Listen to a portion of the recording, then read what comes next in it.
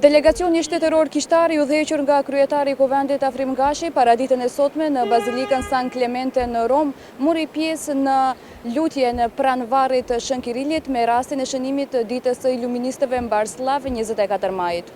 Lutjen solemne udhëhoqi kryepeshkopi i Ohrit dhe Maqedonisë Hirsia e tij Stefani, i cili tha se vepra e Shën Kirilit dhe Metodit nuk është dukur ndërshekuj dhe se sakrifica e tyre vazhdon të jap fryte të reja. Zato nivната мисија и денес продолжува да живее.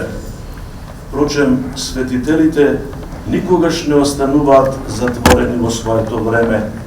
Нивната светлина ги осветлува и просветлува и поколенијата што доаѓаат по нив. Ministri i Kulturës Zoran Lutkov në një deklarat për mediat para kishës San Clemente ku ndodhet varri i shejtorit, theksoi se kjo kremte ka rëndësi të madhe shpirtërore dhe kulturore për vendin.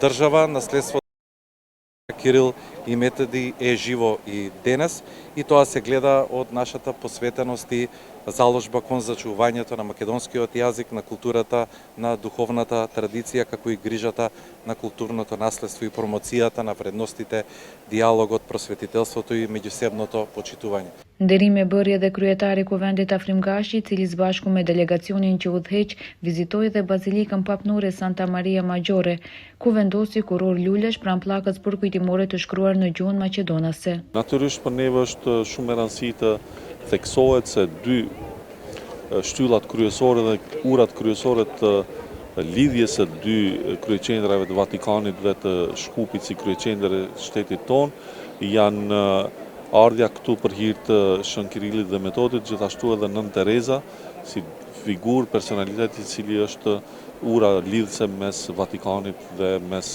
Shkupit. Në Bazilikën Santa Maria Maggiore, delegacioni vizitoi edhe varrin e Papa Franceskut, i cili ndroi jetë vitin e kaluar.